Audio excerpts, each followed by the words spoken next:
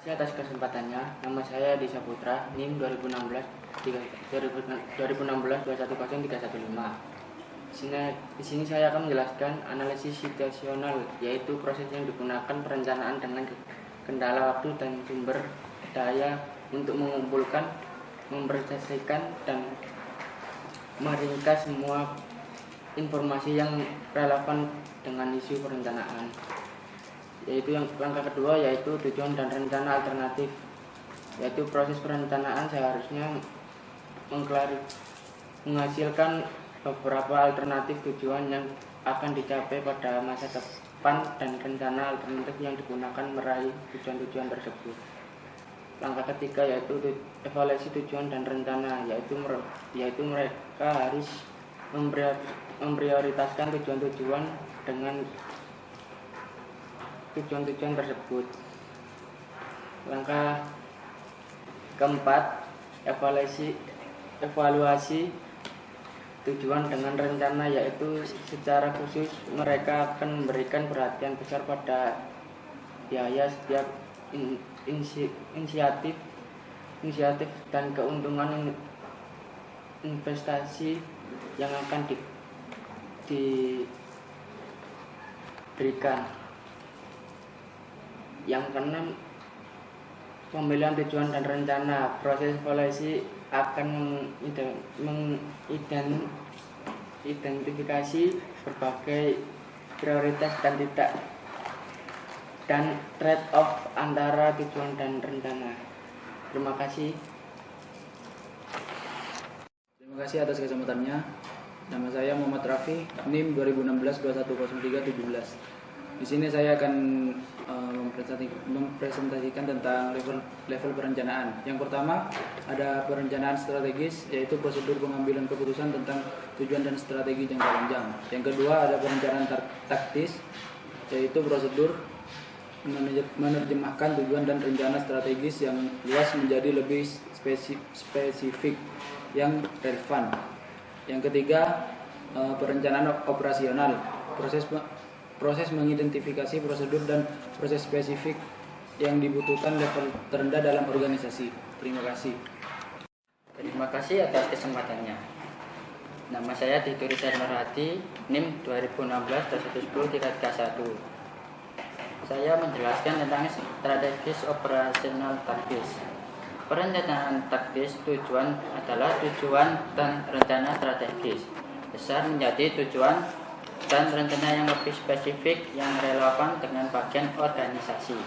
Biasanya berupa area fungsional seperti pemasaran atau sumber daya manusia.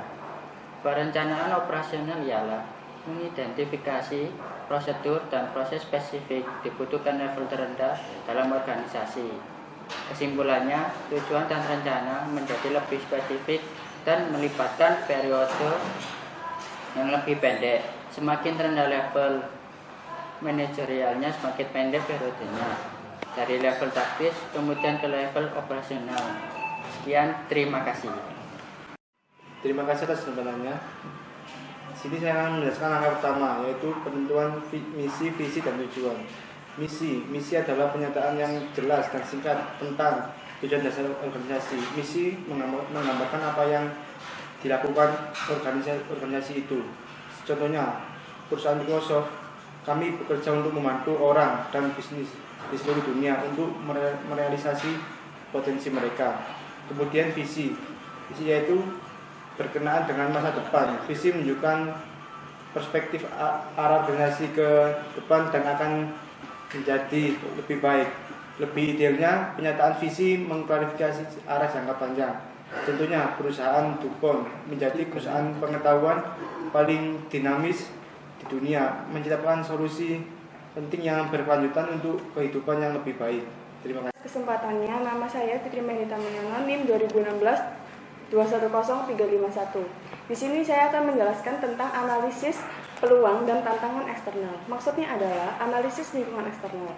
Kesuksesan manajemen strategis bergantung pada evaluasi yang akurat dan menyeluruh terhadap lingkungan persaingan dan lingkungan makro. Terdapat 7 analisis, yaitu Pertama, analisis industri dan pasar adalah tingkat pertumbuhan untuk seluruh industri, tingkat pertumbuhan untuk segmen pasar penting untuk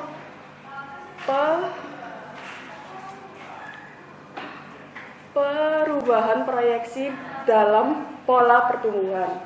Kedua, analisis politik dan peraturan adalah tingkatan aktivitas politis di mana organisasi dan abiosisi beroperasi. Ketiga, analisis sosial adalah aktivitas konsumen, lingkungan, dan kelompok sejenisnya yang berusaha memengaruhi industri. Keempat, analisis teknologi adalah metode ilmiah atau teknis yang memengaruhi industri. Kelima, analisis ekonomi makro adalah faktor ekonomi yang memengaruhi penawaran, permintaan, pertumbuhan persaingan, dan profitabilitas. Keenam adalah analisis pesaing adalah tingkatan di mana pesaing industri dapat mendiferensiasi produk atau jasanya. Dan yang terakhir adalah analisis SDM atau sumber daya manusia adalah kebutuhan guru, kekurangan, peluang, dan masalah dalam menghadapi industri. Terima kasih atas kesempatannya. Nama Firda Fidiansyah, NIM 2016-210370. Di sini saya akan menjelaskan tentang langkah yang ketiga, yaitu menilai kekuatan dan kelemahan internal. Yang pertama ada analisis keuangan. Di sini analisis keuangan adalah menilai kelemahan dan kekurangan dari laporan keuangan. Contohnya itu seperti neraca dan juga laporan laba rugi. Yang kedua ada audit pemasaran. Audit pemasaran di sini itu adalah menilai kekurangan dan juga kelebihan dari pasar, seperti segmen pasar dan juga posisi persaingan organisasi. Yang ketiga, ada analisis operasional. Analisis operasional itu adalah menilai kekuatan dan kelebihan kekurangan manufaktur. Terus contohnya tuh seperti produksi atau aktivitas pengembangan jasa. Selanjutnya ada analisis sumber daya internal lainnya, yaitu menilai kekuatan dan juga kelemahan organisasi lain seperti riset, terus seleksi, dan juga pengembangan sistem informasi manajemen. Yang terakhir ada penilaian sumber daya manusia. Di sini sumber daya manusia itu adalah menilai kekuatan dan juga kelemahan dari semua level manajemen dan karyawan yang fokus pada aktivitas sumber daya yang utama. Contohnya itu seperti rekrutmen, seleksi, dan penempatan. Terima kasih. Terima kasih atas kesempatannya. Nama saya Monica Ayu Indra Cahyani, NIM 2016-210373. Saya akan menerangkan tentang analisis SWOT dan formulasi strategi. 1. Strategi korporasi, yaitu strategi bisnis pasar atau industri, di mana organisasi berkompetisi dan distribusi sumber daya di antara entitas. Kedua, strategi pemasaran. Strategi yang dilakukan organisasi yang menjalankan bisnis tunggal dan berkompetensi di satu industri. Ketiga, strategi integrasi vertikal, yaitu akuisisi atau pengembangan bisnis yang baru yang menghasilkan bisnis komponen produk organisasi. Yang keempat, strategi diferensiasi teoritis. Strategi untuk menambahkan bisnis baru yang menghasilkan produk atau dengan pasar dan aktivitasnya. Yang lima, strategi diferensiasi konglomerat. Strategi untuk menambah bisnis yang menghasilkan produk yang tidak berkaitan dengan pasar. Yang keenam, strategi biaya rendah. Strategi untuk membangun keunggulan bersaing dengan menjadi efisien dan mengeluarkan produk standar. Nomor 7, strategi diferensiasi. yaitu strategi untuk membangun keunggulan bersaing dengan menjadi unik dan di dalam industri. Terima kasih, sekian dari saya. Assalamualaikum warahmatullahi wabarakatuh. Terima kasih atas kesempatannya. Perkenalkan, nama saya Rino Harjunanto, NIM 2016-210-383. Saya akan menjelaskan tentang implementasi strategis yang dilakukan dengan cara yang pertama, mendefinisi tugas strategis. Ini untuk membantu karyawan memahami bagaimana mereka berkontribusi pada organisasi, termasuk di dalamnya mendefinisi kembali hubungan di antara bagian organisasi. Lalu yang kedua, memahami kapabilitas organisasi.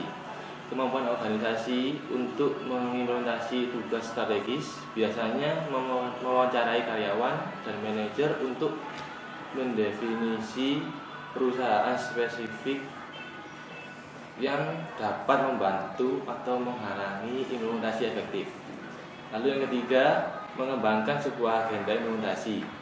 Manajemen memutuskan bagaimana implementasi akan berubah aktivitas dan prosedurnya, seberapa penting saling ketergantungan yang akan dikelola, keterampilan dan individu, apa yang dibutuhkan pada peran kunci dan struktur, ukuran informasi dan imbalan apa yang mungkin dapat mendukung perilaku yang dibutuhkan.